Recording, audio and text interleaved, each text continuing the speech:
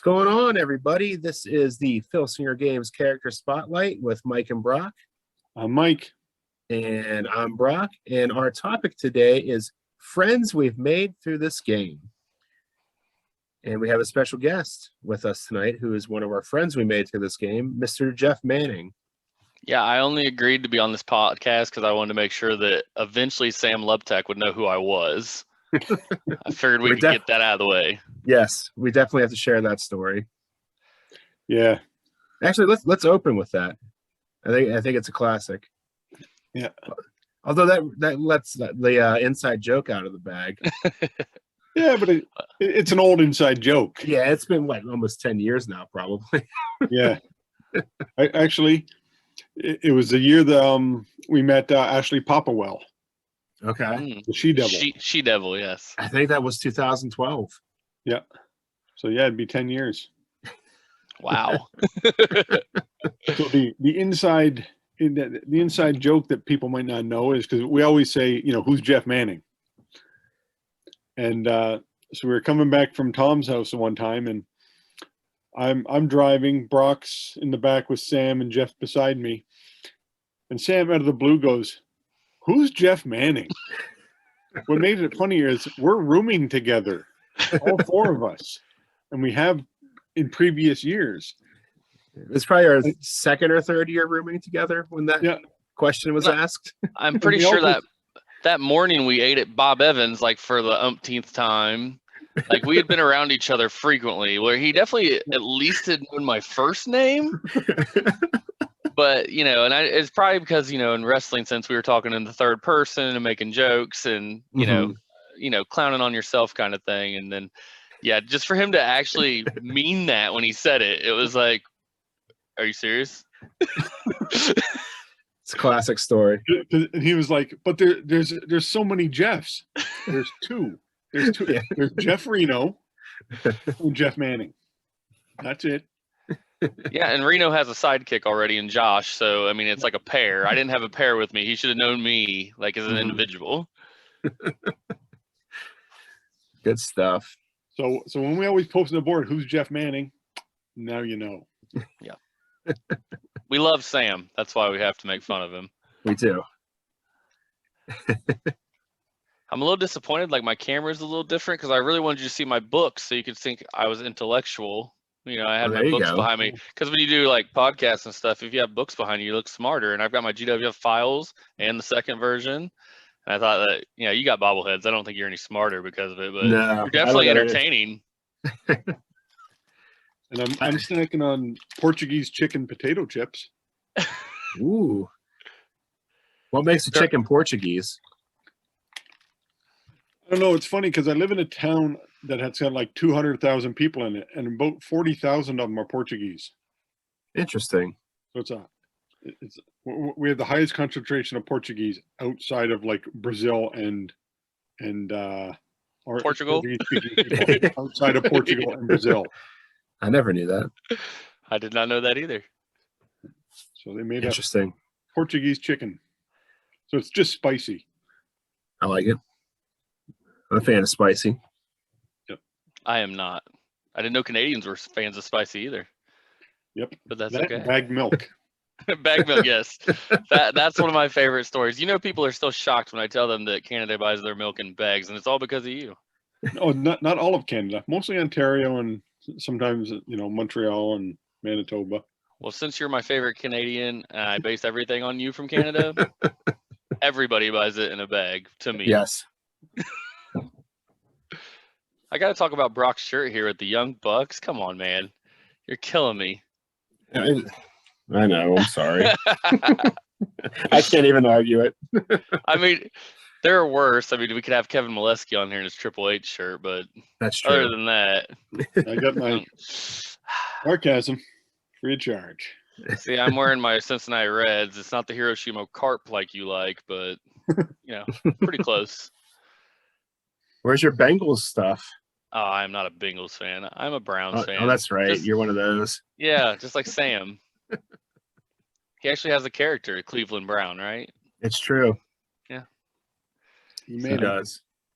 But we can make friends elsewhere. Like I like you. You're a Steelers fan. I accept that. I mean, nobody's perfect. Right. You know. Jeff was with me one time where we're walking through a hotel. I'm wearing my Hamilton Tiger Cats jersey, and all we hear, this is in Jamestown, New York, all we hear is Argos.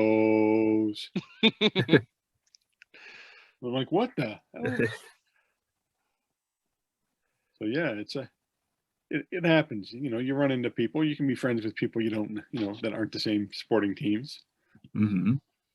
Yep. And most of the trivia challenges we went to tag teams, Kevin Molesky was my on again, off again arch rival / partner. So, and he's There you go. you know, maybe at the end of this I'll shoot a promo for him because next time I see him, that Yankees hat and that Triple H shirt, we're getting rid of that. But that's okay. That's how we did the first ever trivia. Tag team. It was in teams, and it was Rob Nadon, John Trevino, and myself that won the first ever trivia. So yeah, I have won one. That was the first one, and went. That's it. That's all I got to do. The era before the Fuscos and whatnot. That's why. Well, it was also the era where there's only like 4 sets. I'm too big of a coward to participate. I like to be the enhancement talent. It's like I'm the Barry Horowitz up there. I'm just patting myself on the back every time I get one right. Yeah. I'm impressed now when I get a question right. I'm shocked. That's because you're still playing 2102 or something. 2105. Oh, you have progressed. Sorry, pandemic. Yep. I blame it on that. It's totally. The funny part is because I got a trivia question wrong about my own card once.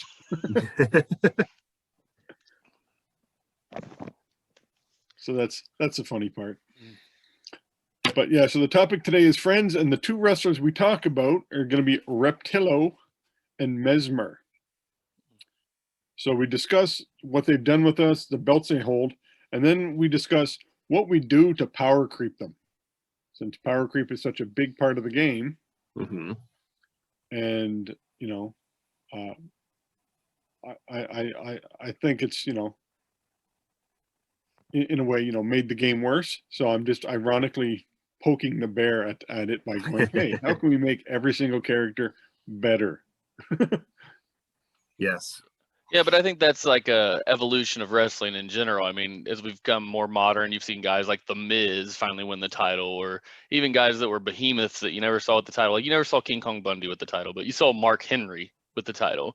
Yeah. And to his credit, he was a good heel, and he got over in that time period. And even guys like JBL. Like it's just, you see that in wrestling in general. Eventually they've paid their dues, they make their way up, and then all of a sudden there's a chance they could be your champion. Yeah. For sure. And we touched on that before, like because this game takes place in real time, it almost is inevitable that it's going to happen because as you introduce a new top guy, he has to be better than all the other top guys that are already out there, and then it just continues to snowball from there. Yeah, and then you're all +6s and 0 pins. Yep. So we'll give it a crack at Reptillo first. I forgot to grab my cards. You guys can keep talking. They're right here. So what did Reptillo do for you there, Jeff? Not much of anything, honestly. I mean, once he became the Doomsday Creature, I found a lot more use for him. It's kind of the monster, mid-card heel that didn't care if he got disqualified, but he was still dangerous at times.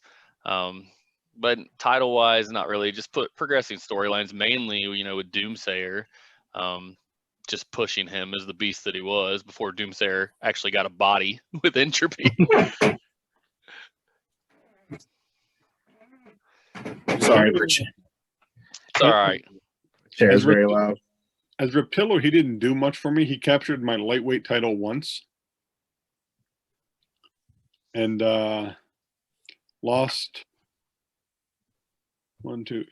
his first 3 out of 4 feuds. And he drew against Executioner once. And that's probably because Executioner, was slow.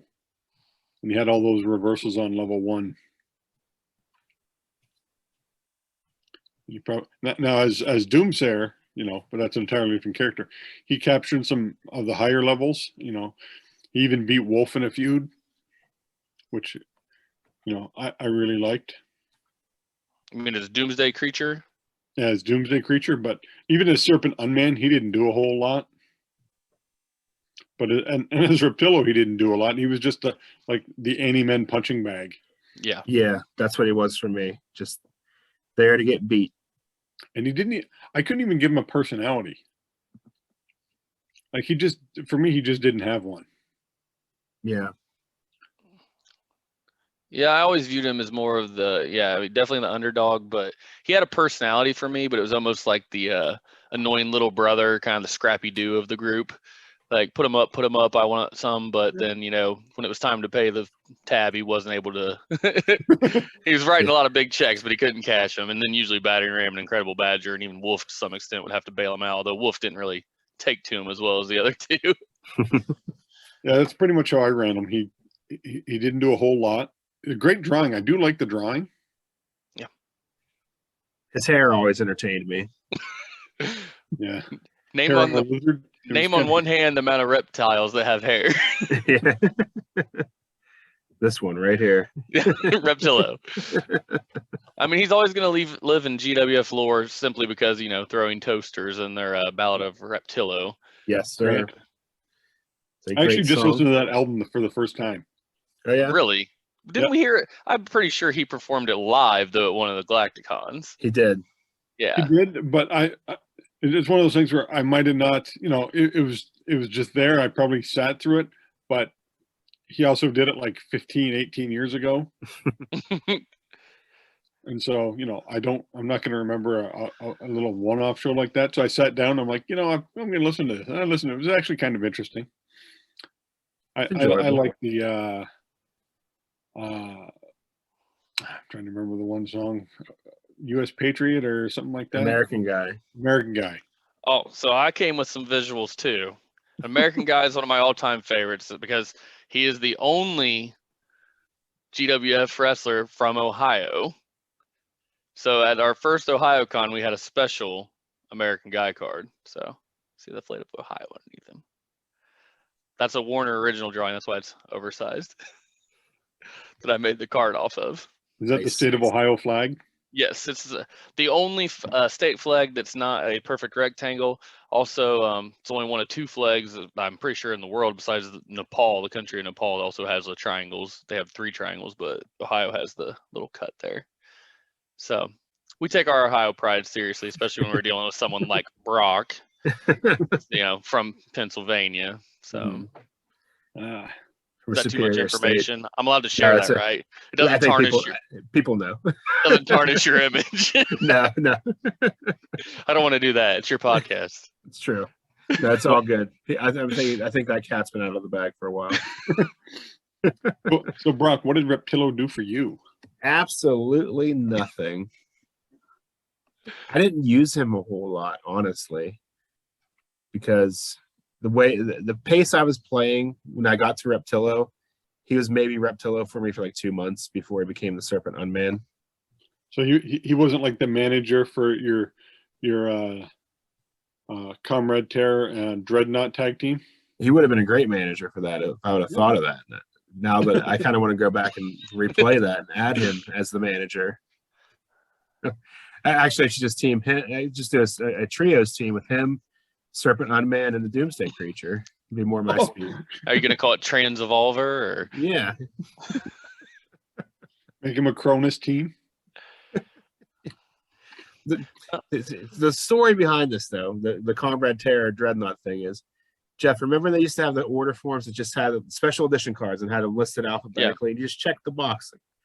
When I was brand new, I didn't realize that they were like updated versions of anybody. I just thought they were extra wrestlers you can add. So I had Dreadnought and Comrade Terror as a tag team. Nice. I mean, it's interesting. I mean, it worked.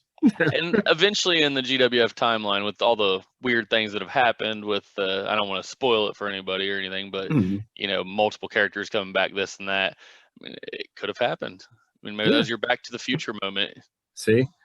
I probably came up with the whole time travel aspect. Yeah, Zemeckis owes you some money. Yeah.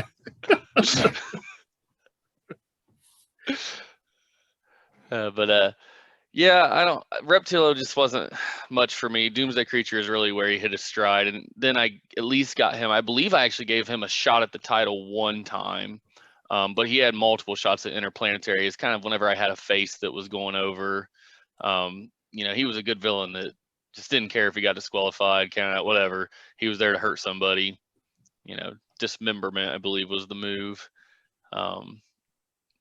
And I just booked him appropriately for that. Like, that was the best way to use him, in my opinion. Doomsayer was a good mouthpiece, though. Yeah. It made the Doomsayer character a lot more interesting, for sure. Yeah, in total, he's one of those guys where like he was introduced at a good time, so you had a few bottom tier guys, and he was just another bottom tier guy to help out. Yeah, the mid card and the top tier guys. Oh, we got Brock Sharon. There's his color version of his original artwork. And green on green, you gotta like that. Mm-hmm. The hair, and he kept hair through all characters. Which he did. Really entertaining. And there's his first update, the Serpent Unman. Which that was probably Doomsday Creature. Serpent Unman was probably the most worthless version of him to me. I just didn't use him very much. Mm-hmm. I mean, yeah, he had trouble getting on the card. A lot of times he was on dark matches that wasn't on my televised shows. The character didn't appeal to me. Even the way he's standing, it almost looked like I was putting Quasimodo in the ring. Yeah. And like, he can't hardly move the way, at least that pose shows him. I'm like, how's he gonna wrestle? It's a good point. What's up with his nose? It's got teeth on it, so do his eyes. Did he always have that nose? No, it was more scaly there. Yeah. It's still there. I think it's just the artwork, like Yeah. the position. It got wider there. Transevolver does strange things. It does. It makes you grow teeth out of your nose. That's what that is in the background, the Transevolver? I bet so. it is. Yeah. Not on the original card, the black and white. So we got that peak when we got the online version. Mm-hmm. Well, we'll get to the part where if you could change one thing to make him better, Reptillo, not the other two, just Reptillo. Just Reptillo. Just Reptillo. I think the Reptillo could have been better. I don't know if I wanted him better, but I think he could have been better if they made him more of a high flyer, pump up his speed a little bit, more agility moves, stuff like that. I don't know if he was ever built to be better. I feel like, especially with two cards eventually after that, that's exactly where he needed to be coming in. Quickly after that, too. Yeah. Rapid changes with Reptillo. Yeah, because he had 0 finish, 5 pin, 4 downs, 1 down on level 2. Couldn't keep you down. No. So, nope. Yeah. It's important to remember the time period. It was the expansion time period. We needed more characters to flesh out the roster. They can't all be Star Warrior and Thanos. Oh, no. Mm-hmm. Yeah. So, I mean, he was perfect fit for that. I'm also going off 30 years of memory. on that card was the last time I used it. Mm-hmm. For me, yeah, what was it? Power and agility, like 0 plus 3 or something like that? That is correct. Wow. See, you got to get back in there in that trivia and win that title. There's no way I'd remember that 0 plus 3. So the 0 plus 3 is doable for that level. It's either I think I might drop his pin to a 3 just to make him last a bit longer, because with that 5 pin, even a +1 finish, and it's a 50-50 chance he's not making it out. I would give him another level 3 move on level 2 offense. Because right now he has a flying tackle 3 on number 6 and a drop kick 2 choice E on number 5. Yeah. So I'd get rid of the choice E and just make that a 3, and then move the choice E and the into the ropes up. Just give him one more shot at knocking you down. I think that's how he ended up beating the Executioner. Oh, yeah? because that choice E is an agility move. Executioner's got a +3 agility, so it was always, 2 downs basically. Mm-hmm. And then Makes sense. Just get lucky with a pinfall here and there and hitting that 0 finisher. Other than the high pin, his defense isn't that bad. But that was common for a lot of the, not so great characters. Yeah. Their defense would be a little bit better, so that way the matches would last a little longer than a squash match. Mm-hmm. Yeah. I said he wasn't horrible, but no, he was horrible. What am I talking about? He was horrible. Don't be kind. He's got a song written about him. That's good enough. I do like his drawing a lot, though. His first one. Well, like we've talked about, I don't think Chuck really did too many bad drawings. Mm-hmm. Near the end of his run, yeah, you can kind of tell he was just kind of phoning it in on his last set. But for that one, all 3 Animen were I think great. Oh yeah, they're classic. Yeah, Incredible Badger was one of my favorites of that time period. Yeah. I mean, for me personally, he stood out as the one that I really enjoyed the drawing. Mm-hmm. Yeah, he was good on that. But enough on the old Reptillo. We'll swap over to Mesmer. There you go. Master of the Occult. Yep. Before he became Master of the Black Arts. Yes. Yeah. What's the difference? I was wondering that just today because I'm in 2098 playing currently, and I saw Master of the Black Arts, and I'm like, how is that different than the occult? Is it only because we have an occult overlord then? Maybe. It's just he's just veered to the right of being evil. He's there, but not quite. You can it's like foreshadowing. Yeah, because actually when he was Master of the Occult, he was a face. He was a good guy. Yeah. Yeah. Mm-hmm. So originally his character kind of stuck out as the one that you wondered why he was a good guy. I always thought that too. He's got the sinister mustache and classic villain. Mm-hmm. I could just see him tying someone to some railroad tracks right now. He looks like he would. Okay, let's bring up the color version here. Yeah, we've shown the color version before. And he, change those eyes to red or dark purple, and yeah, he's bad. Mm-hmm. You have to wonder his backstory as far as like maybe he was a wholesome person, but to gain this power, it slowly took him over to turn bad. Maybe he genuinely had good intentions, or as same old comic book story. I'm sure you guys, I know Brock knows his comic books. Every bad guy thinks they're good for the most part, unless you're absolutely crazy. So he probably had genuine intentions about, I'm going to learn this skill set. I'm going to be like a magician, wizard, master of this and that. And it slowly took him over to where he didn't realize his power had become, his persona was just bad then. Like it was just dark. But when you look at his arm, and he's got some guns. He does. He's got a +1 power though. No, guns don't necessarily mean power. I remember talking, because this was Mark Ashby's favorite wrestler, so we'd always talk about our favorite wrestlers. And he's like, oh, he's such a great scientific wrestler. I'm like, have you ever read the moveset on his cards? There's like no scientific moves there whatsoever.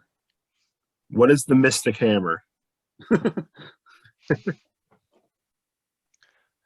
I don't think we ever gotten a description of the Mystic Hammer. There's a lot of moves like that. I always assumed a Mystic Hammer was like a double axe handle, because I thought that he was a little more high flying. Maybe it was the cape. It definitely was the cape. But I thought I could just picture him dropping the double axe handle on people with the Mystic Hammer. It sounds about right. Now, for me, he really underperformed. Same. Like his card, he should have been better. He had one down and a pin, a +3 finisher. Yeah. Could put you down twice. I don't think he could keep you down. He has a forearm smash 2 on number 1 on level 3, which is a little bit. And that's a hint that his offense is weak. His defense was really strong though. He's the one that in that era really seemed to make matches go a while. Yeah. But he did have a decently high pin, a 4. Mm-hmm. So, but he always seemed to be the one that would, I mean, honestly, I hate to say it, but he was one of the more boring characters because when you played with him, you're just waiting for something to happen. Yeah, I can see that. He was just one of those guys that he never did anything for me. As stacked as his card was, I just rolled badly with him. A couple guys like that. And I think, at least for my federation, I didn't introduce the interplanetary title until 2091. So a lot of those guys that were mid-carders never really had a chance to have a title or anything. They would get to that. They might get a couple lucky wins in a row and get to a shot at the Galaxian title, but it never would come to fruition. It was the routine guys for the most part that kept that. Yeah. So I did that, I liked that. I wanted the Fed to be a certain size before I brought in the interplanetary title. I actually thought 2091 was a good year to do that. So it might have hurt some of those early guys in my perception of them because I never saw them as a title carrier. Yeah. And there definitely was a big divide in that era between the top guys and the middle of the road guys. Yeah. Yeah. For me, he captured the Intergalactian, my IG title one time. That's it. He had, as his, when he became the, the Master of the Black Arts or whatever it was, he captured a tag team title twice. Surprisingly enough, with Fantast. Nice. Yeah, I don't think he hasn't captured anything for me at all thus far. He lost his first feud to Bishop Hell, and then he Mad Jester for 4 years. He lost them all. He beat Exo King. He never got the ball rolling. On paper, he should beat Mad Jester pretty easily. It looks like, but I was the same way. Couldn't roll for him. And you'd think you'd do good with a +3 finisher. Like Wolf has a +3 finisher. Their agilities are the same. Yeah. He's got a higher power, but their defenses are almost identical.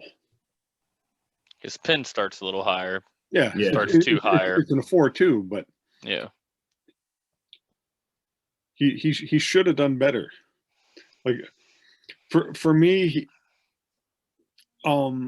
I tried to push him as Star Warrior's right-hand man, and then Galactic Punisher was also there, so it was just a big mix of guys. You had Massive and Galactic Punisher and Star Warrior. They had a lot of top guys there, but they didn't seem to gel well as teams.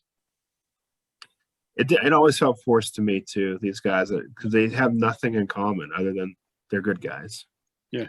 Well, and you eventually see that how we had the FDF break off. The Federation Defense Fighters was no longer associated with the Champions of the Galaxy. When Omega eventually brings in Alpha Force, and they're kind of their own entity. Right. So it was forced. It was hey, Thantos broke the Galactic Code. We got to do something about it. True. So I mean, it fits, but yeah, they never really meshed together. Galactic Punisher was the one for me that he was a thorn in my side because I really wanted him to go into tag team action, but he just held on to my interplanetary title so long. I couldn't get him to lose it for anything. He's the only one that ever held it for more than a year. And I mean, I appreciate that looking back at my history books, but I'm like, man, I'm ready for him to be in a tag team now. Yeah. You got to love those long title runs, though. Yeah. I've had very few of those. Yeah, Mesmer, when I thought when he captured the title, I'm like, okay, this is going to be a big run because he's got a manager in Omega. He got up there pretty quick, for the defense, and then nothing. He lost it, from what I remember, pretty quickly. Maybe in the 3 to 5 defense range. Because there's nothing memorable about it. The only memorable thing right now that's happening with him that I've done is him and Fantast are having a career versus career battle.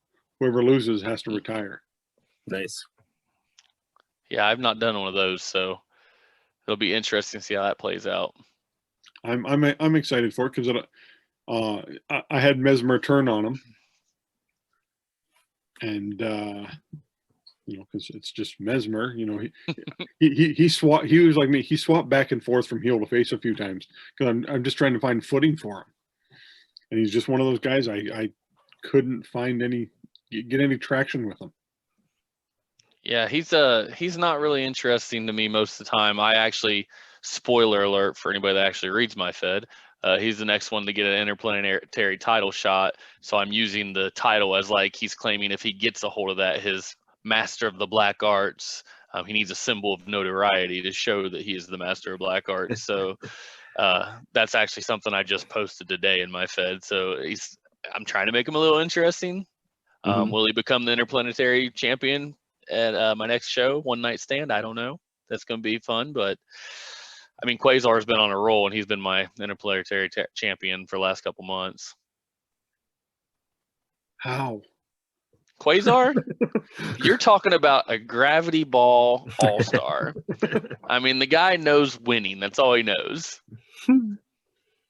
Yeah, I don't know how Quasar, but I like the character so far. He's a good Titan, whereas most of the Titans haven't done much for me. What would you do to toughen Mesmer up a little? Drop the pin. Yeah, dropping the pin seems the obvious thing. Obviously, making his offense a little better. I mean, like you said, he's got guns. Maybe we could up that power too. Even if it was just a 0, it would make him feasible as a higher level wrestler. Yeah, if I had to pick one thing, I'd make his pin a 5 too.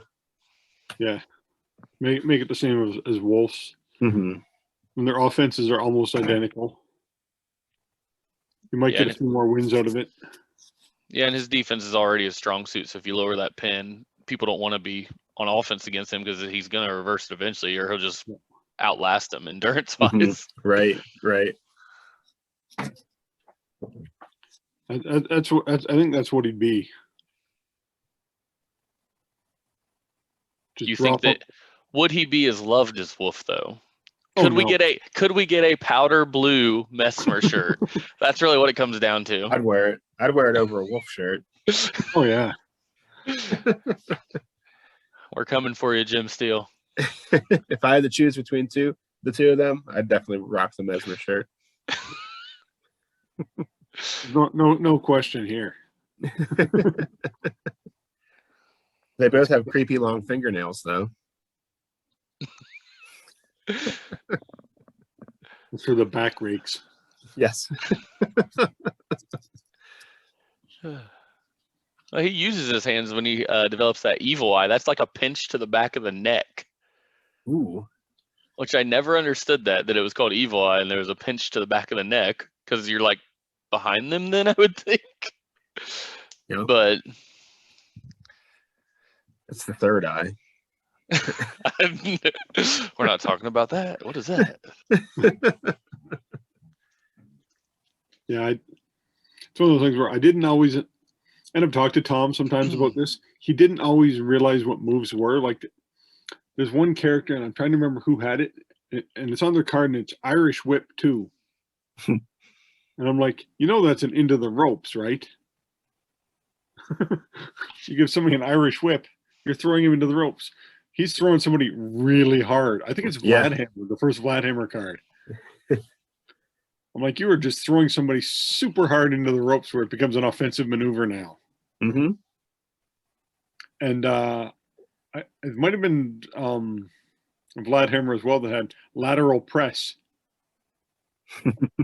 on like level 1 offense. I'm like, Tom, do you know lateral press is a pin? Oh yeah, and that's super annoying. Like when you have like I can't remember which character, but like a small package. Yeah.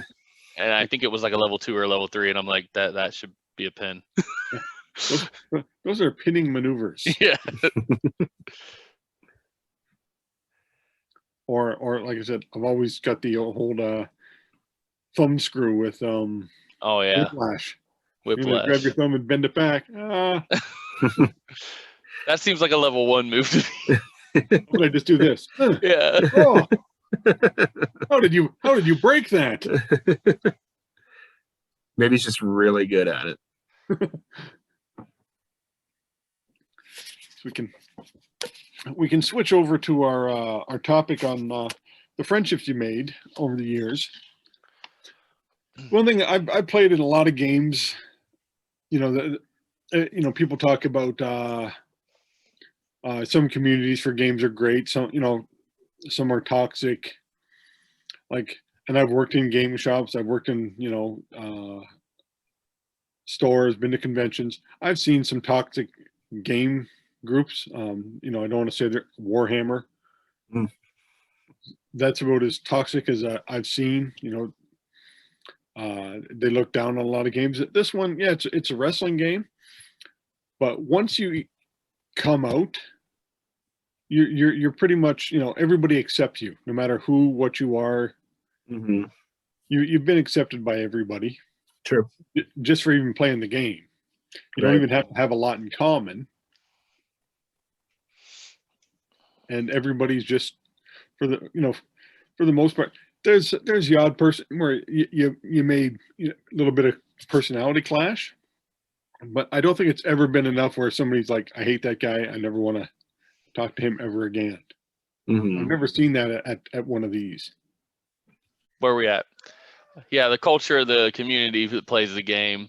I got a kid that just ran down here. You're supposed to be in bed. But anyway, I'm sure one of the other ones will grab him here in a second. But yeah, I mean, the community's great. I mean, it's a group of friends that you all share a hobby, and then you only see each other once a year usually. But it's like you never left. Like every time I see you guys, it's, we have the inside jokes, we have the memories, we have a hobby in common that we all truly love and have learned about and are very knowledgeable about. And that's just what binds us. And I think that we see that in the other people, even if they have little quirks to their personality, they're not, they're not shunned. Like we can put up with someone that has a lot of differences or views things differently or acts differently because we share this hobby, and that the creativity and the storyline and the characters, it's all brought us together. Absolutely. Yep. Oh yeah, I've met some guys. I still remember going out for dinner at the Taco Hut, and there was probably about 18 of us, and I'm sitting beside one guy, and we're talking about, and I can't remember who it is. We're talking about Muda Haas match where the blood everywhere just pouring out of Muda's head, and one of the guys goes, "Oh yeah, he was bleeding like a stuck pig," and the guy beside me goes, "Nope." He goes, "I've cut many a pig's throats on the farm. They bleed nothing like that." I was like, "What?" See, he's just trying to correct the reference. Yeah, and I was like, "Okay, I've never thought about that, but sure." People do not bleed like stuck pigs. I will take your word for it now. But if it was just something completely different and out there, you hadn't thought of, yeah, I didn't know this guy beside me was a pig farmer. It's good Well, stuff. it is funny with people that play this game come from all walks of life. Dave Little, you guys know Dayton Dave, became Wisconsin Dave or wherever he is now. I called him Daytona Dave for a long time. I got it mixed up. You didn't realize it was Dayton. But great guy. One of the first people I met as well. Dave once told me, he's a doctor, and he's like, I'm not a doctor who I'm not a wrestling fan or I'm not a doctor that became a wrestling fan. He's like, I'm a wrestling fan that became a doctor. And people always thought that was odd with him. And he's like, most of us are that way. We've all were wrestling fans, especially when we were little. Yeah, for sure. And we've all progressed in life to various jobs, various roles in society. We're viewed by people in certain ways. Some of us lead people. Some of us, like Dave, is a doctor. Like some of us entertain people, like Grant. And it's like, but we all have this in common. Like we all were children just viewing these people like they were amazing, they were bigger than life, and then we get this game and the characters aren't just bigger than life, they're bigger than the universe, they're bigger than the galaxy. I've learned so many astronomical references through this game. Like how many people can tell you what the moons are in Jupiter? You know what I mean? Like oh, I know that's where the Io Coliseum is. So true. These are things like I could have failed science. I mean, I never did, but it wasn't my strong suit. But you bring me astronomy, I'm like, oh yeah, I know that. I've been reading about that in the GWF files. I know where Deneb is. Yeah. That's awesome.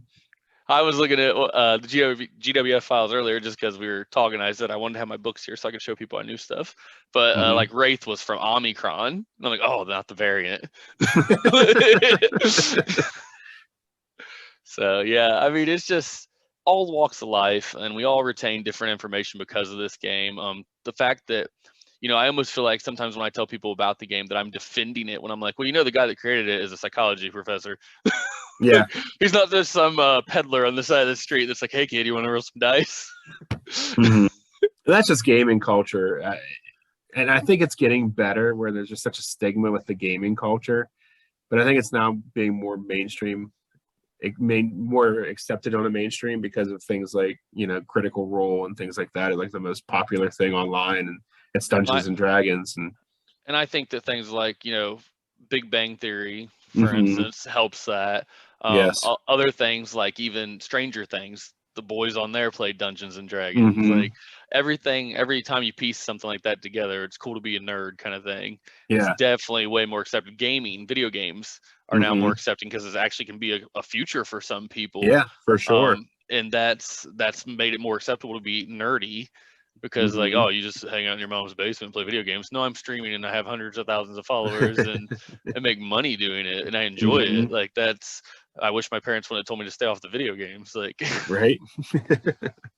It's funny. I look at, you know, I went to, you know, the first 30 cons, and I look at all the people I've roomed with, and I was trying to remember them all. And if I go from, you know, one up, you know, I roomed with Rob Nadon, Kevin Butcher, Tim Dalton, Steve Minskoff, Pete Beck, Rob Bobian, Brett Bays, Matt Dickendesher's brother, I can't remember his name. Brock, Sam, you, a friend of mine, Craig, came up, you know, Colin Douglas, another wrestler, a friend of mine, Paul. Like I've had like 15, 20 roommates just over the years because, you know, you need people to, you know, to room with. And I was always like, I hated trying to call down, you know, to places. And so, and for me, a lot of times it was last minute. I knew I was going down, but I was like, am I going down? Like I didn't get a driver's license till I was 33. So for me to make it down for 18 years without a driver's license to another country, that took some feats. And so when a lot of times when I get down there, it was just like, okay, I brought an air mattress. Anybody got room? Yeah. And nobody ever said no. I think the first year that you stayed with me, you actually stayed on the floor because I think I still had Pete Fusco rooming with me. Oh, okay. The very first year, and then the next year Pete wasn't gonna be able to make it, and you took his spot, like in the room, obviously on a bed.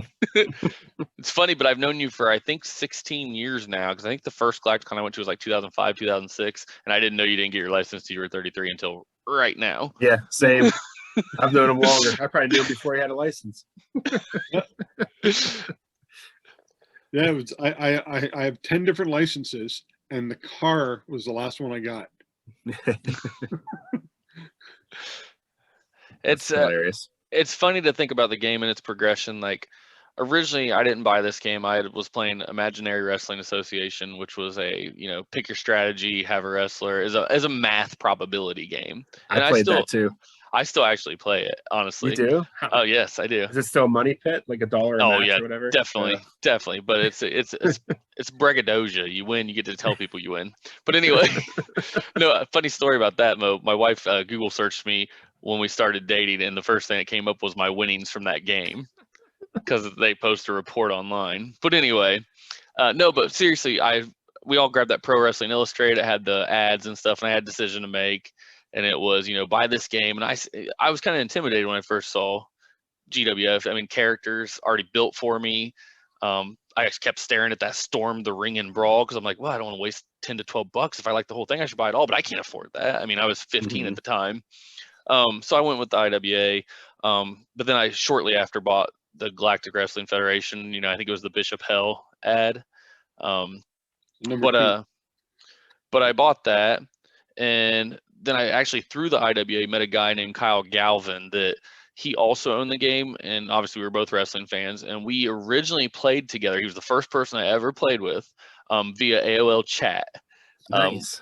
we would pick out which wrestler we were going to be. I'd pick one, he'd pick one, and then we would roll it through the AOL Instant Messenger, and I'd be like 1, and he'd be like, oh, that's a this, and he'd be like 2 defense. Like it was just the numbers. So we both had the cards, Mhm. and then the only thing we'd type out is pin, like that. So it was a lot of fun. So I delved into that. That was the first person I ever played with. The second person I ever actually played with was at the 2000 Motor City Comic Con, and it was Rob Bobine. I was there, and I was a big geeky kid at the time. I think I was 18, 19 years old, somewhere in there. And I was super excited, and this is how sad it is. I was super excited because I was going to meet Virgil. Yes. Iron Sheik was there as well. Nikolai Volkov. I would have met you at that con then. You were there, I believe. You told me that later on when we met each other, but I don't think I met you there because I think Rob was the only one at the GWF or the Champions of the Galaxy area at that time when I came through. I was hanging with all the wrestlers at that time. So Yeah. I was with Sheik and So I might have Virgil. I might have seen you, but I don't think we interacted. But for me, Rob was the first person I ever played with in person. I sat down with him. He offered to play a match with me. This was on his big effing card that he was playing there. And he's like, yeah, who do you want to be? And he had a tag team match for the titles. I believe it was Blacklist, Cordanus and Mincer. That was their name, right? You wouldn't know because you're not that far. And the other one, I believe, was Stars and Stripes when they had debuted. And we played a match right there. And I really, really enjoyed it. And that was the moment I thought, I've got to get to Galacticon at some point. Now, I still was very poor, didn't have a lot of money. I was young.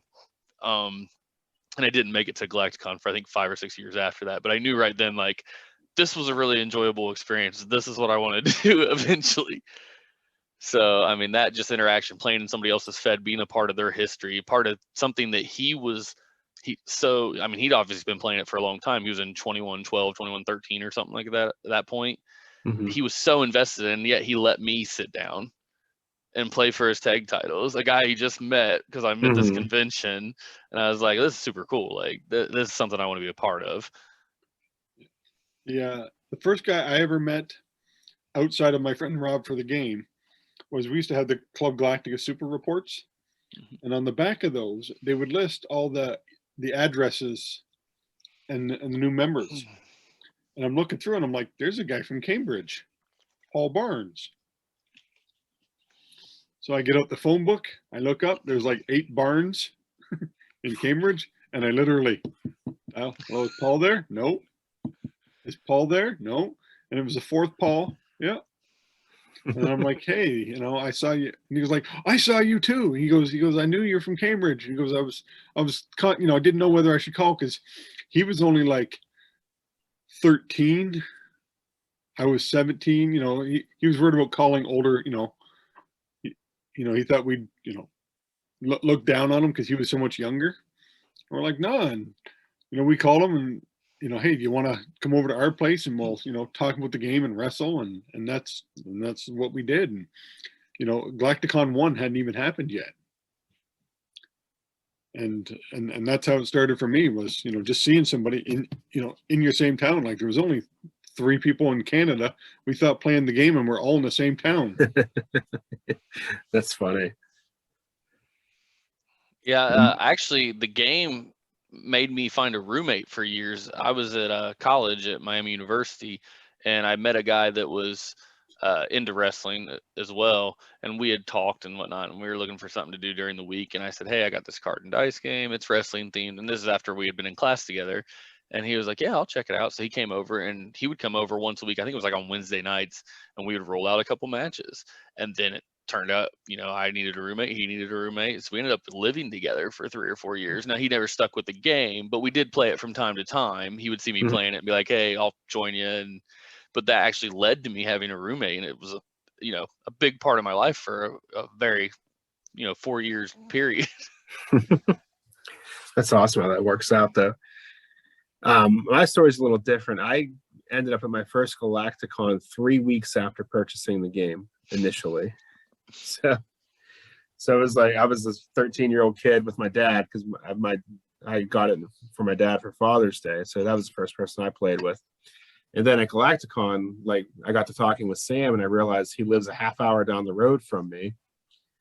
So that's how we kind of hooked up and became friends. Like, that was like my first like friend of the game. We're still friends to this day, but it was just awesome. Like, because we would get together a lot, like once a month, and exchange bootlegs and stuff like that. Because Sam and my dad were both ministers at the time, Baptist ministers, so they bonded over that, and then I was just the tag along kid. So that's how that all came to be. It's funny, like Tim Dalton is my daughter's godfather,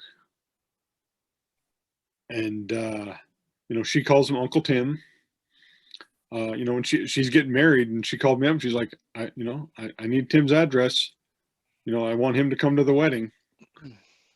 She's only got it, down to a 60-person wedding. She just wants it small, but she made sure that Tim's going to make it to the wedding. And Tim's like, yeah. And he goes, I'm coming up. Nice.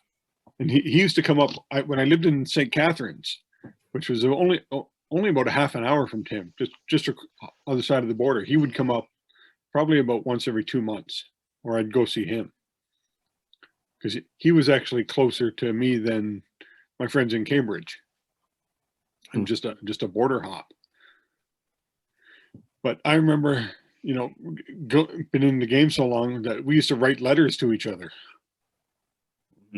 We all became pen pals because of Club Galactica. And I remember talking to Mark, and I'm like, okay, can we call you? And like, but if we call you, it's got to be past 11 o'clock at night. Because to call Canada, from Canada to the US back then, it was like $1.50 a minute. Wow. But if you called after 11, it dropped to like 20 cents a minute. Yeah, kids these days don't know what long distance is. Yeah.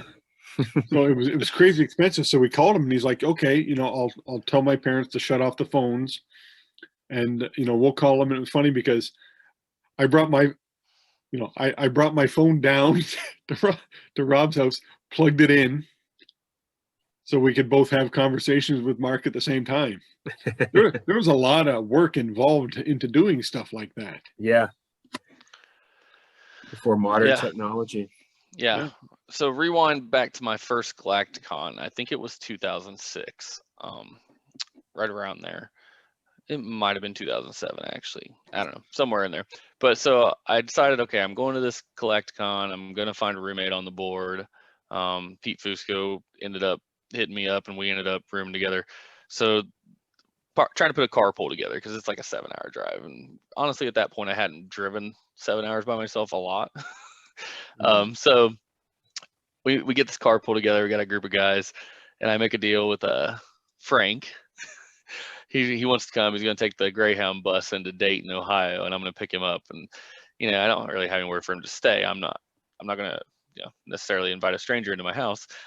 And I was like, well, I've got a friend that's a general manager of a hotel. I'll just have him room there. So we got him a room for free. But then we picked up Dave Little, Dayton Dave, on the way. And then I believe we went with Brian Jordan.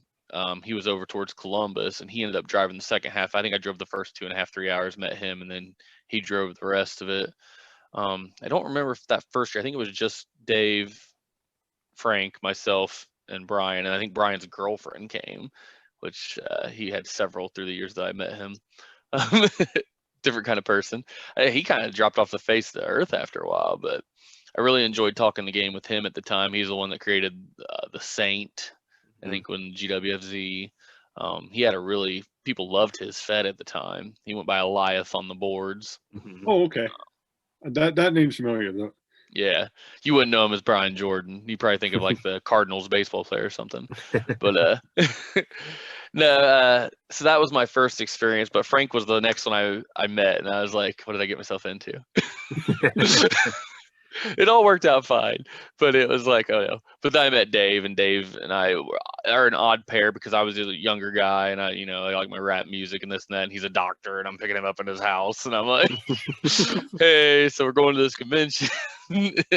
So it was an odd pairing, but Dave was a super nice guy. I actually played Stratomatic with him. Outside of there, I did a year of that. He has a league that he has with a group of guys he's had for years. That's all online. That you play your home games. So Dave invited me to that, and I did that a year. Found it a little overwhelming, so I didn't stick with it. But I did it the 1 year. Actually pitched a no-hitter with Randy Johnson, so that was kind of exciting. Nice. But there it's just the people that come in and out and you meet. And I did go to a Ring of Honor show in Dayton with Dave. I took my little girl with me at the time. I think she was like 6 or 7, and maybe she was even younger, but he was super nice to her, and we sat like in the front row, and that was a good experience. Pete Fusco was great. I mean, still is great, I'm sure, but I don't see him as much. But he was my roommate the first 2 years I went to GlaxCon, and we had a lot of fun. He even went the very first year walking through Jamestown drinking with me. I convinced him to go from bar to bar. And I guess that was out of Pete's character, but I appreciated him walking the mean streets of Jamestown with me. You got to have backup if you're walking Jamestown. It was a lot of fun. Not better than Pete Fusco to have Ben's back. I think in that combination, I am the backup, but no, I convinced him to go walking through the town with me. We went to several bars. And that was a good time. But yeah, everybody's been nice. The one time I went to I don't remember what it was called, but they had some kind of convention where it was, I think, mostly online. But I went up to Rob Bobines and actually stayed at his house for it in Detroit. I had a buddy from around here that went with me, and he actually played the game a little bit too. So that was a lot of fun.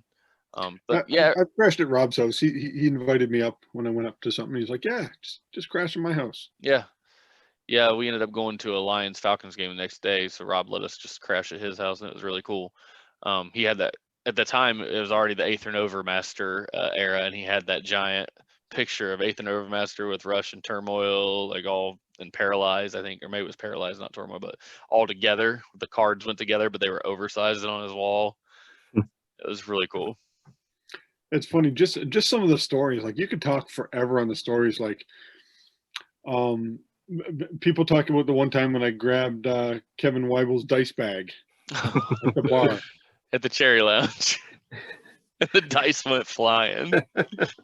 In case you don't know it, we used to go to this bar called the Cherry Lounge, and the guys would try to hold tournaments there. And it's a bar, and I'm like, and Kevin's like, "Do you want to be in a tournament?" And I'm like, "I would have to kick my own ass if I broke out a dice game at a bar."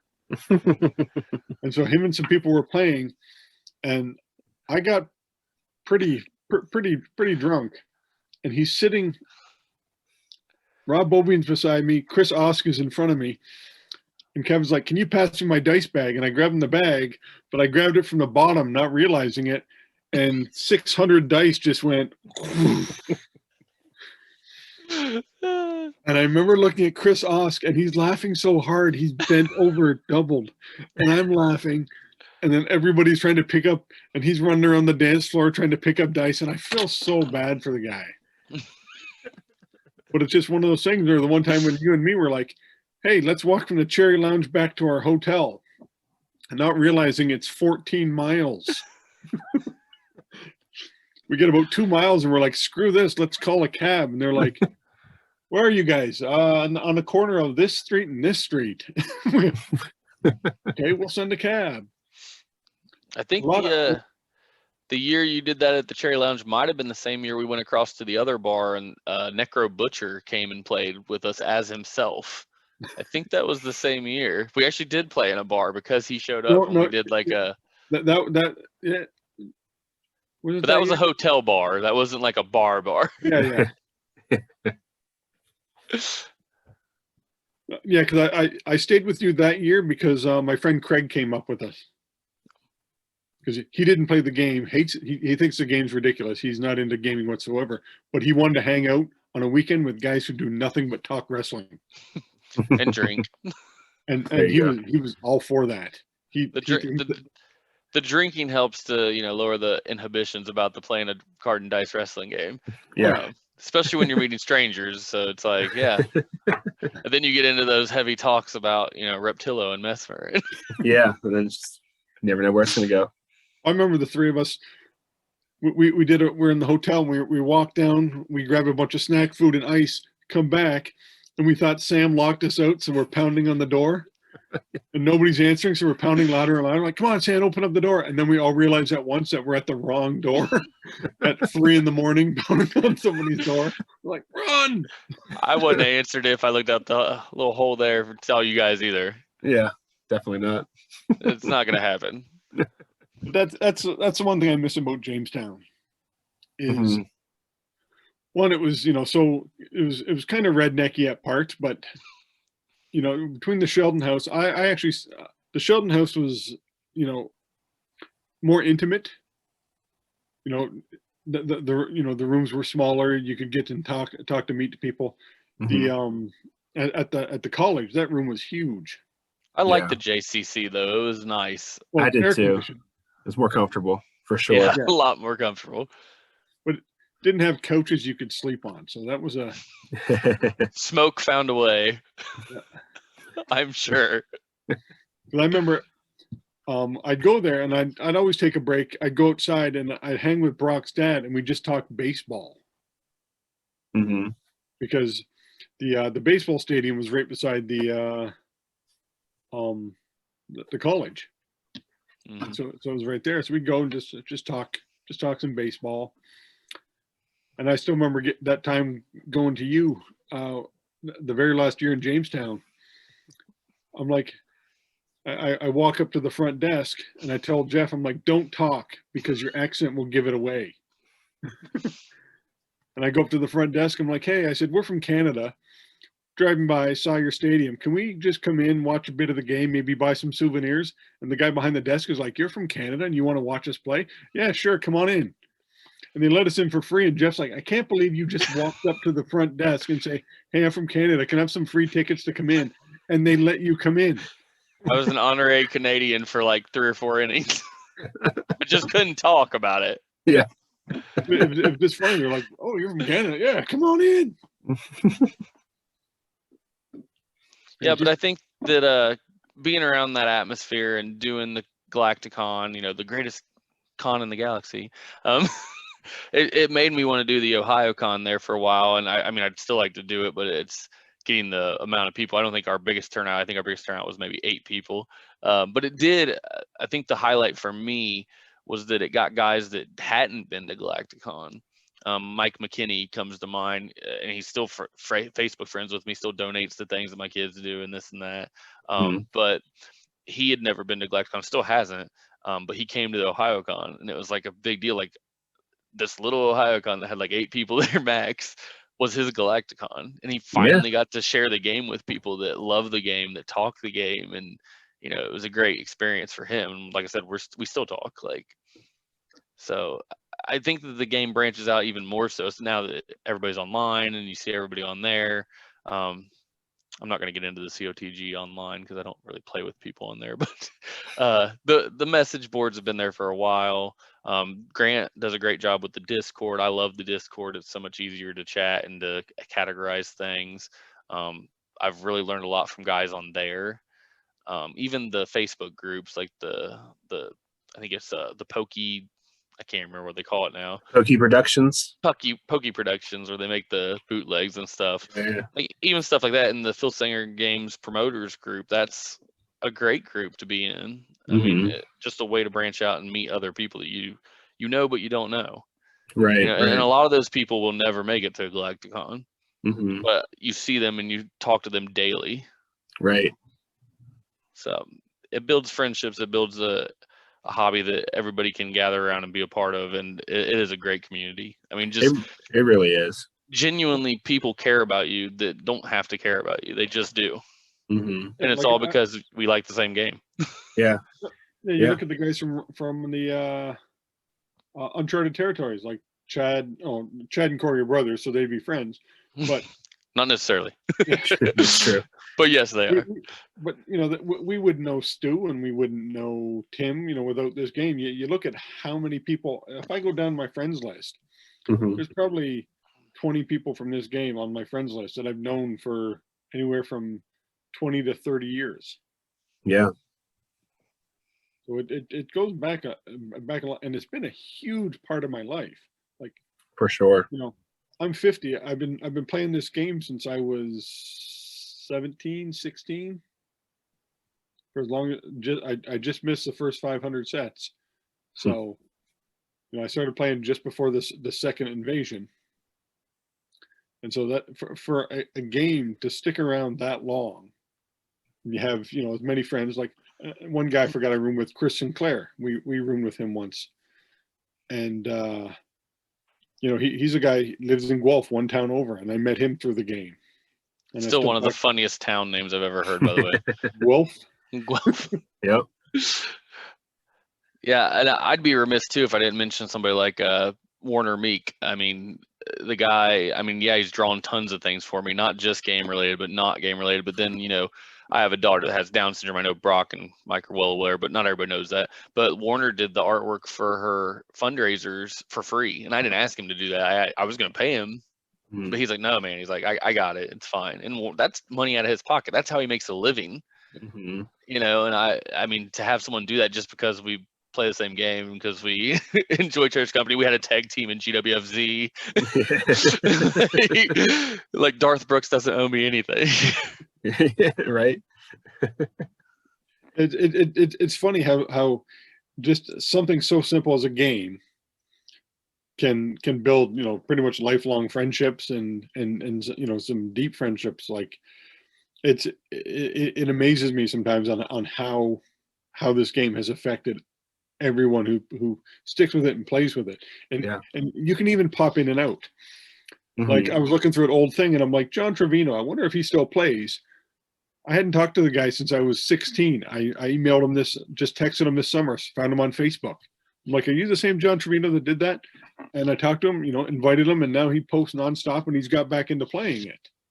So, and he said he never really left. He just wasn't sure on how things go, and he plays it a lot now. And he's a regular poster. Yeah, and I think most people go in and out of this game at times. I mean, I bought the game originally, I think I was 15 or 16. I played it a little here, a little there, a little here, a little there. It wasn't until the era that I started going to Galacticon that I consistently ran the same fed and never stopped. So you're talking about 2006, 2007 era that I was like, okay, this is my fed now. I'm going to go back and play early classics. I'm going to catch up and play the stuff that people are on right now. And I did the new beginnings. And so, I mean, it was, everybody goes in and out. And even now that I'm a part of the community, and I have been for years, I stopped playing for 6 months, and then it's like, okay, I'll pick it back up, and then I'm addicted again. I'm the same way. Always come back. It'll put it away for a little while, but always come back. And every time I come back, I get more into it. Yeah, it feels like. Yeah, I've been away. I'll go to a con, like the week before the con. I'll play some games, buy a set or two. I'll play it after, and then it's sat there for 10 months, and then I'm like, oh. But the people stay, so I still stay talking to everybody. The game might go away, but the people stay,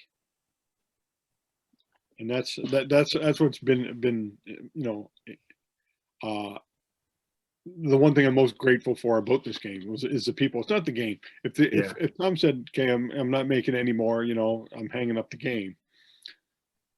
Yeah, I still got tons of stuff to do with it, but it's the friendships you made in the game that are to me that have become more important than the game itself. I agree with that 100%. It's like a family reunion every July. It really is. It's great to see everybody and see how they're doing it every year. Like it literally feels like just yesterday I see you guys, but it's a whole year, and then we get back together and it's like the same old jokes, the same old thing. Like, and it's not a bad thing. That's just It's almost, you forget these people progress through their lives. Like you've had multiple children since I met you. You know what I mean? Like I have too. Like it's like, but when we started, no, that's not how it was. But it's still, you're the same Brock that I met then. Like, to me. Yeah. It's crazy. I remember at one convention, Tim Dalton, Pete Beck, Kurt Campbell, and myself are playing euchre. At the convention, people are like, there's a tournament going on. And then Tom's going to talk about the game. He goes, why don't you guys do that? And I'm like, because this is the last time this could happen. Because you never know if someone's going to, not make it anymore. And that was the year that Mark stopped coming, and Kirk and Tim. So, all three of those guys that same year stopped coming out. And it was like, just a shock. Yeah, but that's the thing, you never know. But now Tim's come back, and so has Kirk. Now Mark hasn't, but it's just one of those things where, but I still talk to Mark, and I probably text Mark, message him probably once a month about just stuff. Usually his kids, and it's to deal with his family. His kids becoming, one of the top bowlers. So That's amazing, by the way. I've been following that, and yeah, that's incredible. Out of nowhere, like, let's pick this up, become one of the best in the world. Only been doing it for like a few years. Like, I'm pretty good. And so it's just amazing. So hey, yeah, we shoot him some stuff, and he's got a podcast out now because his one suffers from, one of his kids suffer from depression and that. So I'll support Mark that way. And his mom passed away from ALS. So I would send him information on, there was a wrestling promotion up here that did a whole wrestling promotion, and all the money was being donated to ALS. All the wrestlers, put aside their paychecks, and everything went for ALS. And Mark's like, that's a great idea. Who would have thought, wrestling and ALS. Mm-hmm. Well, it happens. But we should probably wrap this up soon. We're hitting you want people 40-minute mark. Want people to tune in again. I'll come back another time. Yeah, we'll get you back for sure. Maybe with Sam Luptak. Yeah, we need to get him on here. I would like to finally meet him. He keeps big time. All right. Well, thank you, Jeff. Thanks for having me, guys. I appreciate it. Next time, give me a little bit better wrestlers than Reptillo and Mesmer, where I actually have something to talk about. Other than, they weren't very good. Well, who would you like to talk about? My all-time favorite is Matador of M83. But we're probably not to that area yet. But I'll talk about anybody. He's not too far away. I'm just giving you a hard time because you gave me Reptillo and Mesmer. I mean, I feel like I drew very poorly. It's okay. They only can get better, right? Yeah. I mean, your company's not going to get any better on the show. No. I'll probably get back on. You'll be like the Norse gods. You'll be like Trainer Jim and Renderby Guile. All right. Well, thanks again. This is fun. We like to do some shout outs at the end. If you have anything you want to plug. Not really. A few people I probably forgot to mention. I mentioned Kevin Molesky. I mentioned his brother Mike, that has always been great to me, and had helped with early classics. That was fantastic. I loved it. One of my favorite sets. Also, you guys mentioned Chris Osk, who had Ace, that really got me loving it at that time. One of my favorite time periods to play. It's really all I've got. Awesome. All right, so check out our friends on the official Filsinger Games podcast, Roll Up, the Legends team on Uncharted Territories, Grant's GWF promoter on YouTube and Twitch, and Dizzy Dice from Lee Longpre. Check them out. And I'm sure there's some others. I can never remember them all. Did you remember Uncharted Territories? Yes, I said that one already. I'm just reading the thing. But yeah, we'll put all the links in the description below so you can check that stuff out. And please like, share, subscribe, all that fun stuff, so get the word out. And if you'd like to appear on our show with us, just shoot us a message and we'll be happy to get you on. Yep. Hit that like and subscribe button. And yep. Leave a message. We see the same people, like Ronan and Todd. Mm-hmm. Keep leaving messages on our YouTube page all the time. So just let us know, guys. Yes, sir. Thank you very much. We'll see you all next time. Good night. Thank you.